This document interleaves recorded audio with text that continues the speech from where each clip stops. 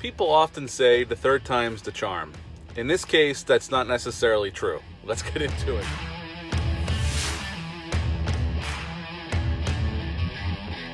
Hey, welcome back to my channel. And the movie we're going to talk, we made it. Beverly Hills Cop 3, baby. I watched this last night for the first time in a long time.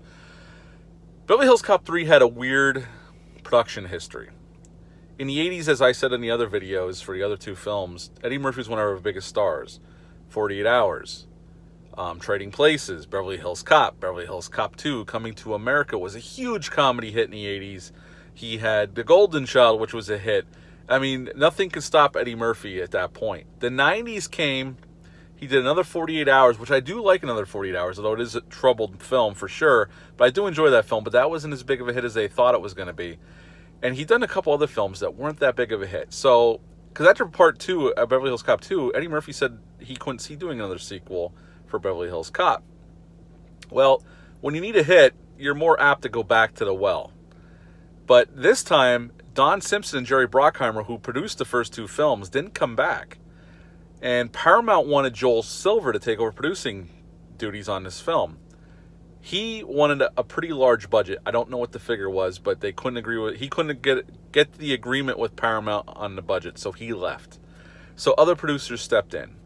Now, Tony Scott didn't come back to direct. Martin Brest didn't come back to direct. They brought in John Landis. Now, while that's a little peculiar, was after John Landis directed Coming to America. And I'm not getting into what people think of John Landis, because I know there's a lot of people hate John Landis because of what happened on the Twilight Zone movie. And if you want to know anything about that, there's plenty of footage and articles about it online to read. I'm not going to get into it here. But John Landis has directed some of the greatest comedies and one of the greatest horror films of all time. He directed Animal House, which is fantastic, Blues Brothers, Trading Places, American Werewolf in London, Coming to America. I mean, John Landis had some huge hits under his belt over the years. But on Coming to America, him and Eddie Murphy had a falling out.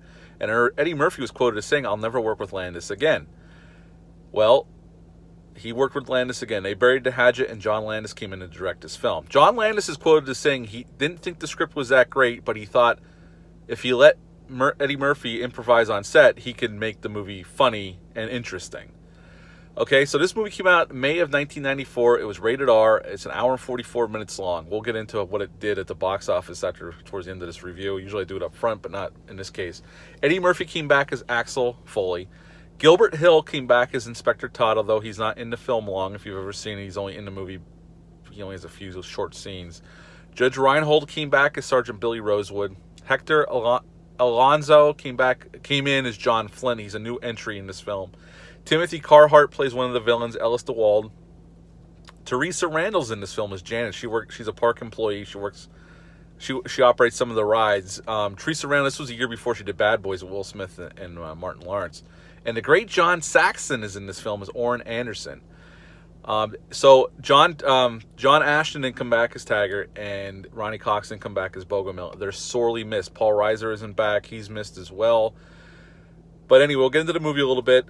This movie starts off in Detroit, and Eddie Murphy, Axel Foley, has a group of cops, and they're staking out this chop shop, and they're about to make a move on it.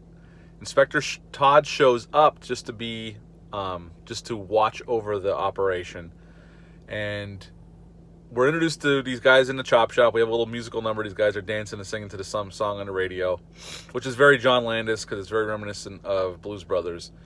And then we get introduced to Ellis DeWald. He shows up with a couple guys, and he had these guys lift this van with this equipment in the back, or this paper from the U.S. government. We don't know how this is tied into the plot yet, but that's how it is. And then they kill all the guys in the chop shop.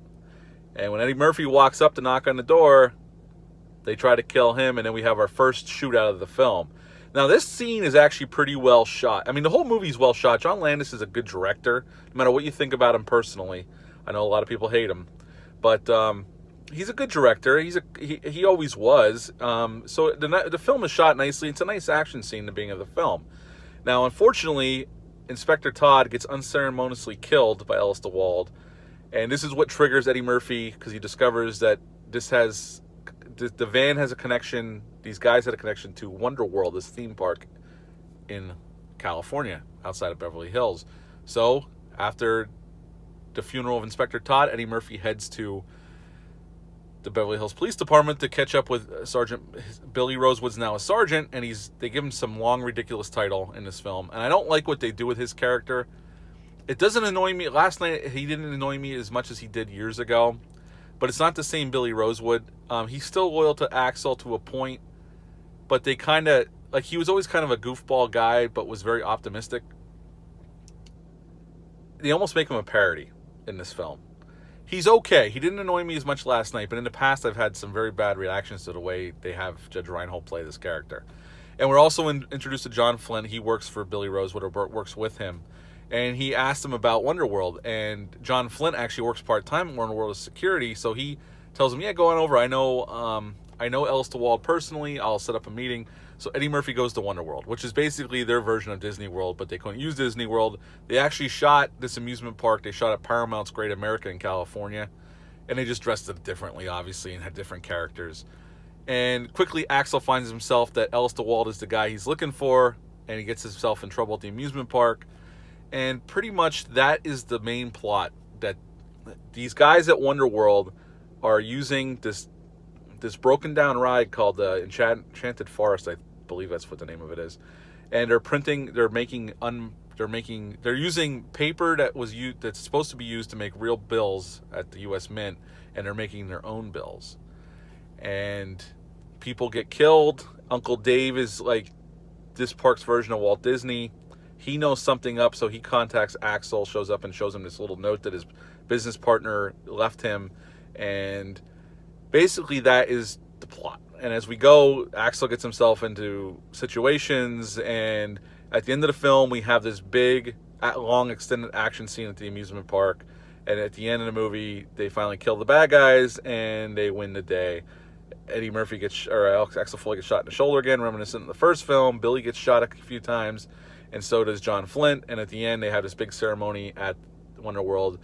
They introduce a new character for the theme park that's named after Axel Foley. That is pretty much Beverly Hills Cop 3. I did skip over some things. We do get a character that came back from the first one, Surge. He's back for a little bit, and he ends up giving Axel this ridiculous gun that's made up, obviously.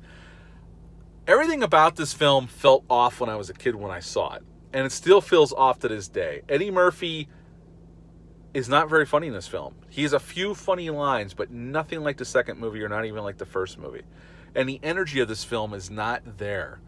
This movie, at the end, this long action sequence takes place in the amusement park. Should have been a fun-ass action sequence, but they stop the film just so Eddie Murphy can dick around with this gun he got from Surge. And it just stops it dead in its tracks, and it's not funny. It comes off very flat, and the whole movie is just flat. I mean, like I said, the opening action sequence is pretty decent. And there's a few exciting moments when Eddie Murphy rescues these kids from this ride that it's pretty cool.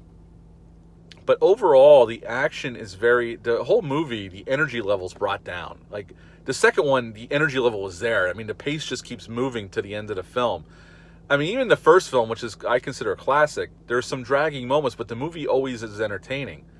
And without Taggart there and Bogomil, and you don't have the interaction between Axel, Taggart, and Billy Rosewood like we did in the second one, it just stops the movie. And they stop for dumb shit.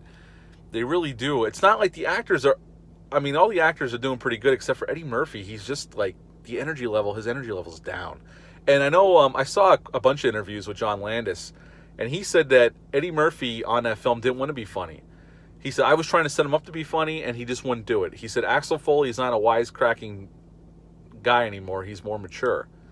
And if that's what he said, that doomed the movie right there, because the fun Axel Foley is not to be found here. He really isn't. His energy level's way down. He's not as fun to be around. He's just not that fun character we've come to know and love.